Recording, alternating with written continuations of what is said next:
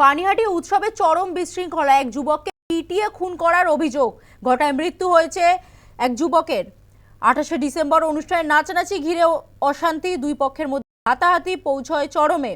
পরে মিটে গেল, খেলার বাইরে ফের অশান্তি। তন্ময় সরকার নামে এক যুবককে বেধড়ক মারধর করা হয় এবং তারপরেই মৃত্যু হয় সেই যুবকের। জানা যাচ্ছে 7 থেকে 8 জন মিলে তন্ময়কে মারধর করে। আরজিকর হাসপাতালে নিয়ে গেলে চিকিৎসকরা মৃত বলে ঘোষণা করে। এলাকার সিসিটিভি ফুটেজ খতিয়ে দেখে গ্রেফতার 5 জনকে গ্রেফতার খড়দাও থানা পুলিশের। নিহত তন্ময়ের পরিবার কি জানাচ্ছেন? ঘটনা 28 তারিখ রাতে মেলায় গিয়ে ঝামেলা হয়েছিল। ঝামেলার পরে পুলিশ মাঝখানে চলে এসেছিল। কার সাথে ঝামেলা হয়েছিল অন্য ছেলেদের সাথে। কার? আমার আমার দাদা ভাইদের।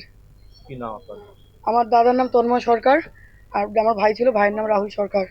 আমি চাই আমার দাদাকে যারা মেরেছে তাদের এক একজনকে প্রত্যেকজনকে খুঁজে কঠিন থেকে কঠিন শাস্তি দিক। আমার এর বেশি আর কিচ্ছু বলার নেই। না, এরকম যাতে আর না হয়। ঘটনায় স্থানীয়দের কি অভিযোগ শোনাবো। সেখানে গিয়ে একটা ফাংশন হচ্ছে, ফাংশনে গিয়ে নাচানাচি করছে। এবার নাচানাচি করতে গিয়ে দলপের মধ্যে একটা ঝামেলা লেগেছে। সেখানে তো প্রশাসনের দায়িত্ব ভাবছিল যে যখন ঝামেলাটা হচ্ছে ঝামেলাটা থেকে দুপক্ষকে আলাদা করে দেওয়া বা টাইট সিকিউরিটি রাখার দরকার ছিল, সেটা না করে আজকে একটা জলজান্ত ছেলেকে এভাবে নৃশংসভাবে হত্যা করা হলো। এটা আমি মনে করি কর্তৃপক্ষের দায়ভার আছে এখানে।